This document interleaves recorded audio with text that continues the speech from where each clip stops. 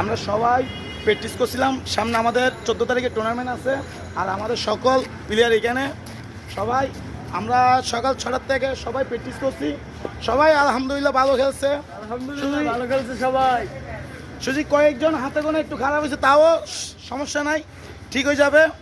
আর আমার ভাই অপু 14 তারিখে আমাদের টুর্নামেন্টে ও থাকতে পারবে না, ওর জন্য সবাই দোয়া করিয়েন। ওর একটা ইন্টারভিউ আছে ব্যাংকে, ও ইন্টারভিউটা দেওয়ার জন্য।